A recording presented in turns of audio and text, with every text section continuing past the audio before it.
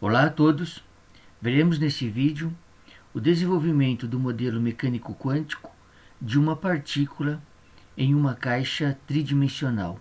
É importante que o vídeo sobre o modelo da partícula na caixa em uma dimensão seja assistido previamente, desde que este modelo é uma extensão daquele. Bem, vamos lá. Bom, no modelo da partícula na caixa tridimensional, uma partícula está confinada dentro de um paralelepípedo retangular, a caixa. A exemplo do modelo unidimensional, dentro da caixa, o potencial é nulo, o que significa que a partícula não está sujeita a nenhuma força dentro da caixa. Por outro lado, o potencial fora da caixa é infinito, o que garante o confinamento da partícula dentro da caixa. A caixa tem ainda as dimensões de A ao longo do eixo X, de B ao longo do eixo Y e de C ao longo do eixo Z. Bem, e nós queremos resolver esse sistema, o que significa encontrar a função de onda que depende das coordenadas x, y e z, e bem como a correspondente energia. Como usual, nós iniciamos pela equação de Schrödinger, que é a equação de alto valor para o observável energia. Okay? Então ficaria h cortado ao quadrado dividido por 2m, em que m é a massa da partícula, multiplicado pela segunda derivada com respeito à coordenada. Só que nesse caso, e diferentemente do modelo da partícula na caixa em uma dimensão, a segunda derivada deve ser com respeito às três coordenadas. Então ficaria a derivada segunda com respeito a x, mais a derivada segunda com respeito a y, mais a derivada segunda com respeito a z. Okay? Temos assim o operador energia cinética, o qual é aplicado então na função de onda, resultando no produto entre o alto valor e a função de onda.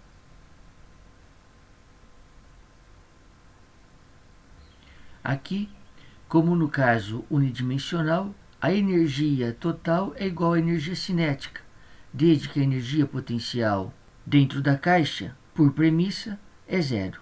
Bem, este operador segunda derivada parcial ocorre usualmente em mecânica quântica e, por isso, recebe um nome particular que é o operador laplaciano. Este operador é designado com este símbolo que nós chamamos de del ao quadrado. Assim, frequentemente nós encontramos essa forma da equação de Schrödinger descrita de uma forma mais econômica, como esta: h cortado ao quadrado sobre 2m del ao quadrado aplicado na função de onda que depende de x, y e z, igual ao produto do alto valor com a função de onda.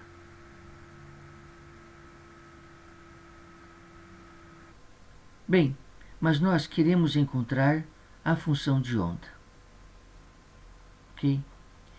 E aqui nós lançamos mão de uma estratégia muito usual em mecânica quântica, que é a separação das variáveis. Assim, ao invés de buscarmos soluções associadas a funções que dependam de x, y e z per se, nós buscamos soluções que possam ser dadas pelo produto de três funções, uma dependente apenas de x, a outra dependente apenas de y e a outra dependente apenas de z. Pode-se provar matematicamente que, se conseguirmos encontrar soluções bem comportadas para essa equação e que tenham essa forma, então não há quaisquer outras funções bem comportadas, e assim teremos encontrado a solução geral para a equação de Schrödinger. Bem, agora precisamos encontrar f de x, f de y e f de z. Nós então substituímos esse produto de funções na equação de Schrödinger e teremos h cortado ao quadrado sobre 2m, ok? Segunda derivada em função de x, mais segunda derivada em função de y, mais a segunda derivada em função de z. E agora a função de onda, o produto das funções de x, de y e de z. F de x, f de y e f de z. Igual ao produto do alto valor e a função de onda, f de x, f de y e f de z.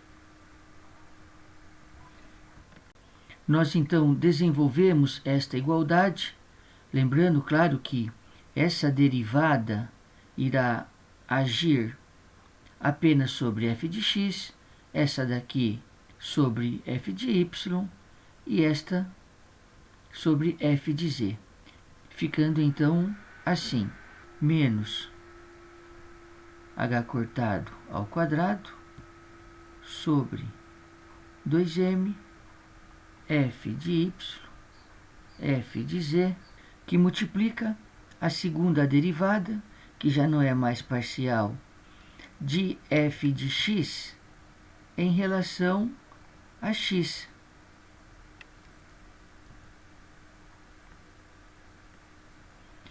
Menos h cortado ao quadrado dividido por 2m, que multiplica f de x, f de z e a segunda derivada de f de y em relação a y.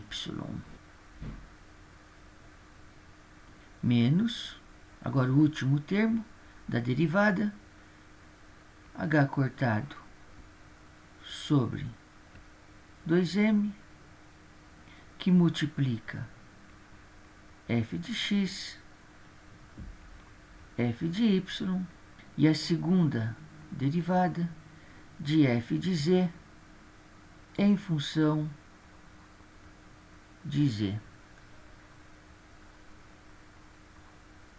igual ao produto de e multiplicado por f de x, f de y e f de z. Nós agora dividimos ambos os lados da igualdade pelo produto f de x, f de y, f de z. O resultado então fica menos h cortado ao quadrado sobre 2m, que multiplica 1 sobre f de x, que multiplica a segunda derivada de f de x em função de x. Ok?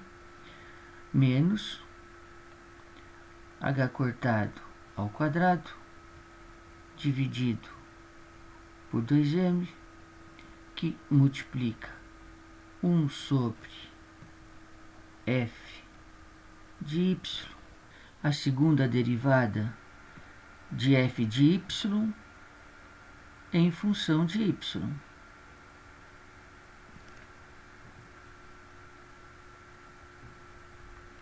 menos h cortado ao quadrado dividido por 2m, que multiplica 1 sobre f de z vezes a segunda derivada de f de z em função de z. Igual a E. Aqui nós chegamos a um resultado matemático bastante interessante. A energia é dada pela soma de 3 termos, cada um dependente de uma variável distinta. Esse termo dependendo apenas de x, esse apenas de y e esse aqui apenas de z. Veja, se a partícula ela se desloca paralelamente ao eixo x, f de x varia, mas f de y e f de z não. E mesmo assim, o valor de E permanece inalterado por ser uma constante. Isso só pode ocorrer se todo esse termo aqui for uma constante, embora f de x possa variar. E a mesma análise pode ser feita para os demais termos, aquele dependente de y e o dependente de z. Ou seja, para que a somatória de 3 termos, sendo cada um dependente de uma variável distinta, resulte em uma constante, é necessário que cada termo, per se, seja uma constante. Este termo aqui deve ser uma constante, esse outro deve ser uma constante e esse outro deve ser uma constante. Vamos ver as implicações disso um pouco mais além. Bem, então temos 3 termos dependentes de variáveis distintas, cuja soma resulta em uma constante. Da nossa análise prévia, vimos que existe apenas uma única possibilidade disso ocorrer, que cada um desses termos seja de fato uma constante. Bem, por certo, se cada termo é uma constante, cada qual contribui com um valor constante na composição da energia. Então, ao termo em x, nós atribuímos um valor constante de Ex. Ao termo em y, um valor constante de EY. E o termo em z, claro, um valor constante de EZ. Claramente, a energia vai ser a somatória de Ex mais EY mais EZ. Bem, vamos então expressar essas identidades que definimos. Ficará assim. Bom, com respeito ao termo em x, h ao quadrado dividido por 2m, 1 sobre f de x, que multiplica a segunda derivada de f de x em função de x, será igual a Ex. Por outro lado, o termo em y, menos h cortado ao quadrado, dividido por 2m, que multiplica 1 sobre f de y, que multiplica a segunda derivada de f de y em função de y, vai ser igual a EY. E, finalmente, para o terceiro termo, nós temos que menos h cortado ao quadrado sobre 2m, que multiplica 1 sobre f de z, que multiplica a segunda derivada de f de z em função de z vai ser igual a EZ. Bem, vamos rearranjar essas equações, por exemplo, a primeira, multiplicando ambos os lados da igualdade por f de x. Nós encontraremos menos h cortado ao quadrado sobre 2m, aqui faltou menos, que multiplica a segunda derivada de f de x em relação a x,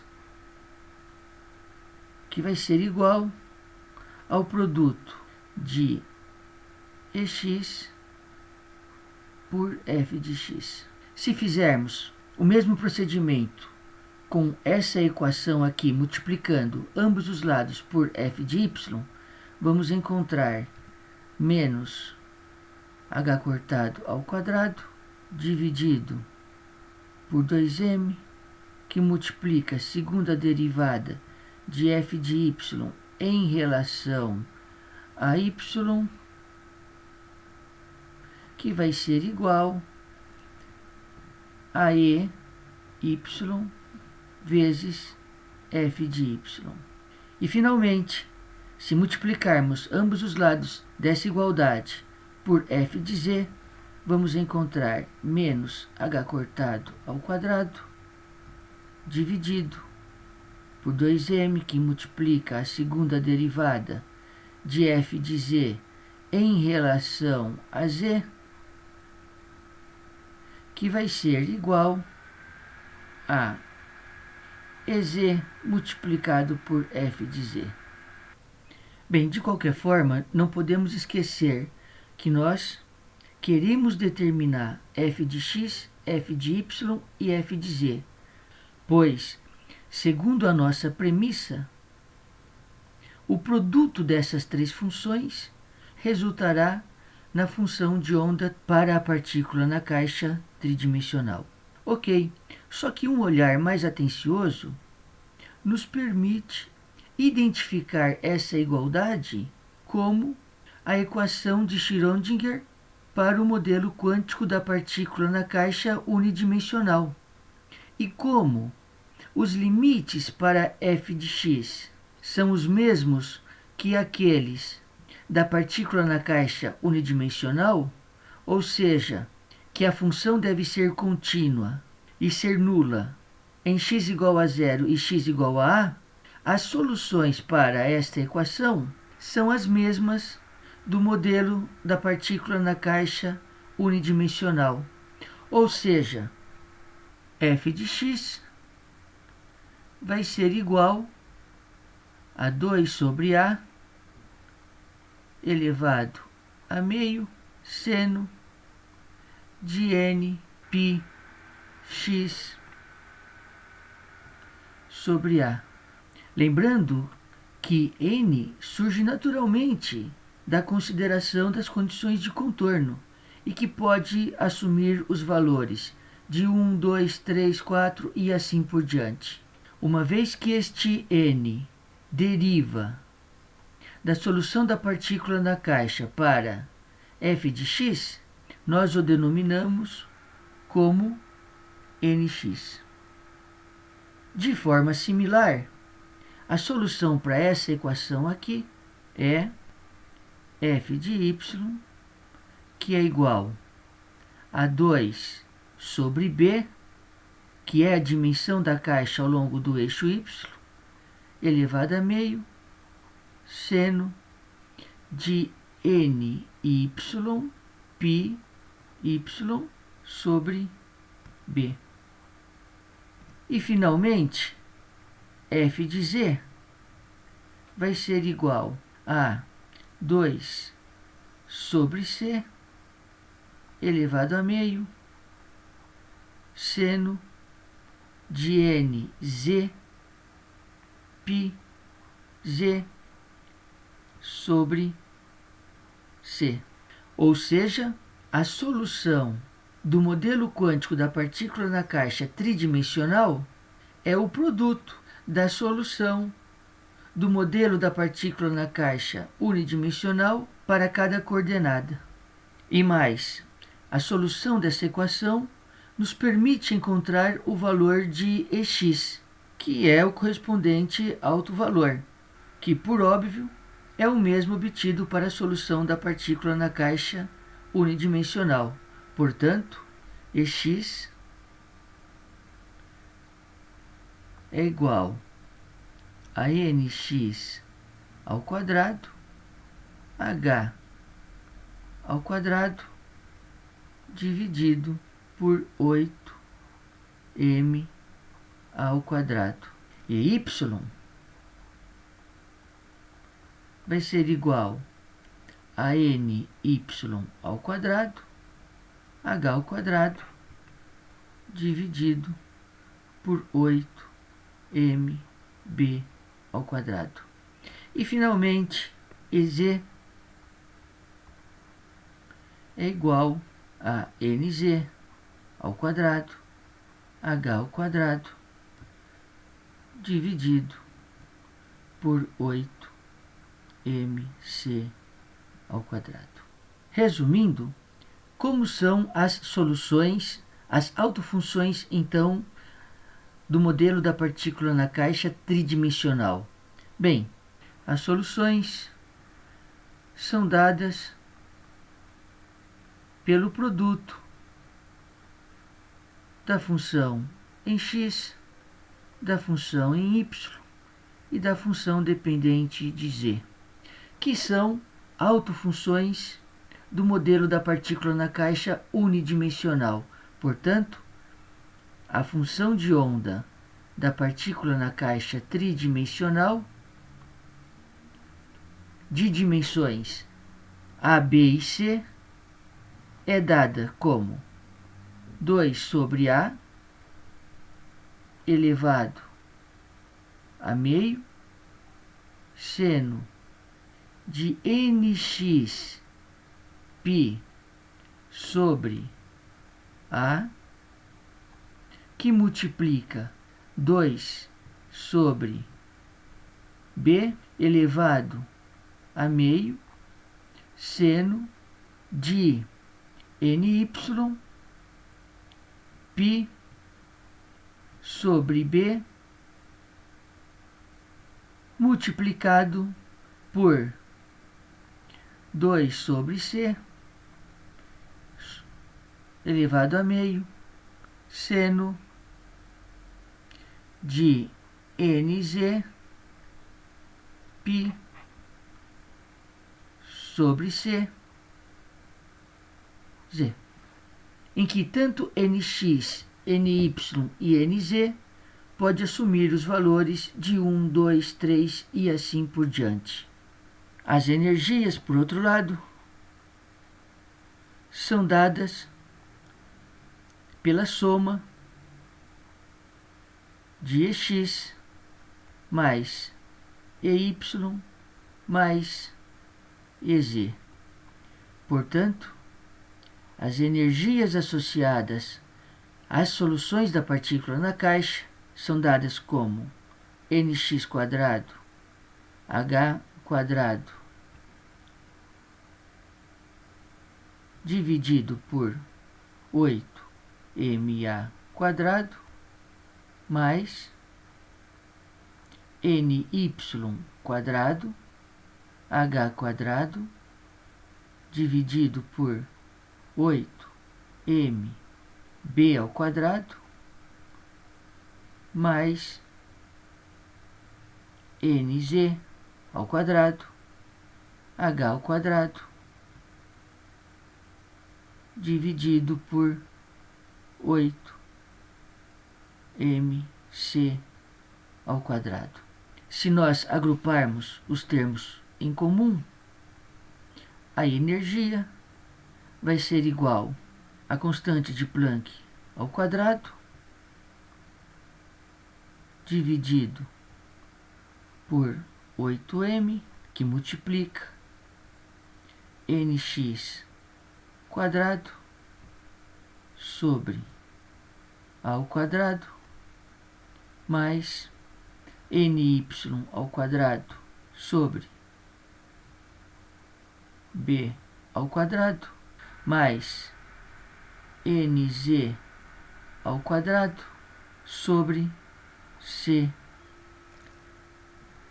Ou seja, enquanto a função de onda é dada pelo produto das funções da partícula na caixa unidimensional, a energia é calculada pela soma da energia associada ao movimento em cada coordenada cartesiana. Aqui vale destacar que, como o menor valor de n, quer seja nx, ny, nz, é 1, porque, como sabemos, o n não pode ser zero, o estado de menor energia para a partícula na caixa tridimensional é o psi 1, 1, 1. Nx igual a 1, ny igual a 1 e nz igual a 1. Como uma partícula confinada em uma caixa não pode ter uma energia menor que aquela dada por esta expressão, a energia associada ao estado 111 é a energia do ponto zero para esse sistema. Em particular, para uma caixa cúbica em que A é igual a B, que é igual a C, a energia do estado 111, que é a energia do ponto zero, é dada por constante de Planck ao quadrado, dividida por 8m a ao quadrado, que multiplica nx 1 ao quadrado mais ny 1 ao quadrado mais nz 1 ao quadrado, e, portanto, a energia do ponto zero é 3 constante de Planck ao quadrado dividido por 8m a ao quadrado.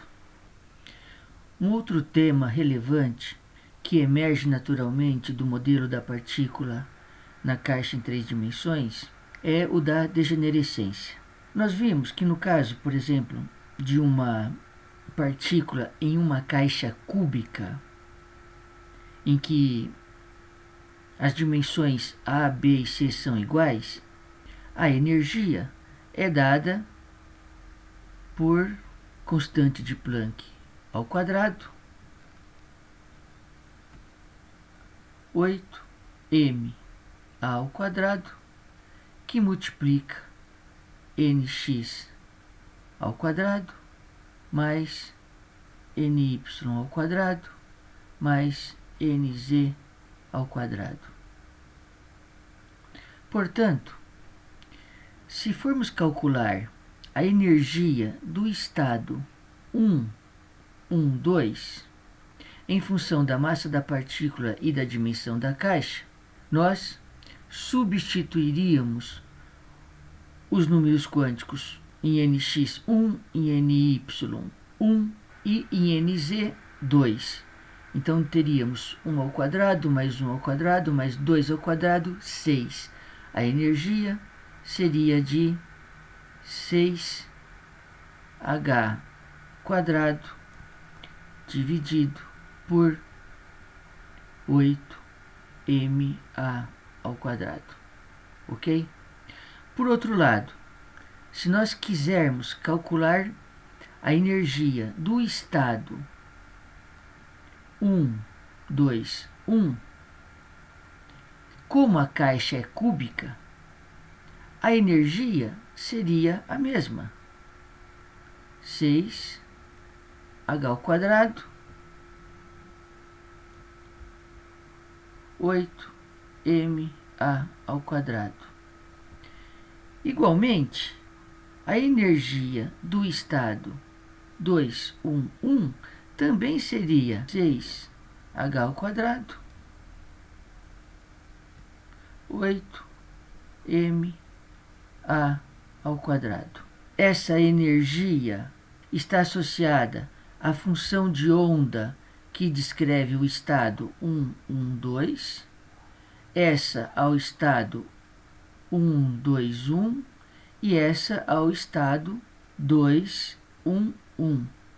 O que deve ficar claro é que temos aqui três funções de onda, três autofunções, três soluções da partícula na caixa que são diferentes. As funções psi112, psi121 e psi211 se referem a estados diferentes, portanto, são funções diferentes. No entanto, todos esses estados possuem a mesma energia. Estados distintos com a mesma energia nós chamamos de estados degenerados.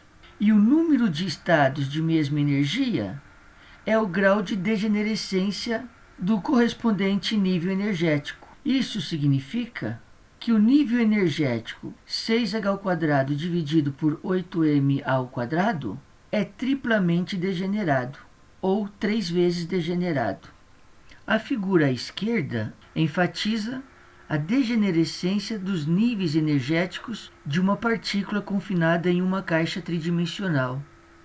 Aqui temos o nível triplamente degenerado, o mesmo que acabamos de ver. Aqui um hexadegenerado e assim por diante. Agora, observe que os estados 112, 121 e 211 só possuem a mesma energia porque a caixa é cúbica. Se a caixa não for cúbica, então os denominadores associados aos termos dos números quânticos serão distintos, o que resultará em valores distintos de energia. Via de regra, a degenerescência é resultado da simetria. Embora a degenerescência possa ocorrer por simetria ou ainda por coincidência, como é o caso dos estados associados a este nível.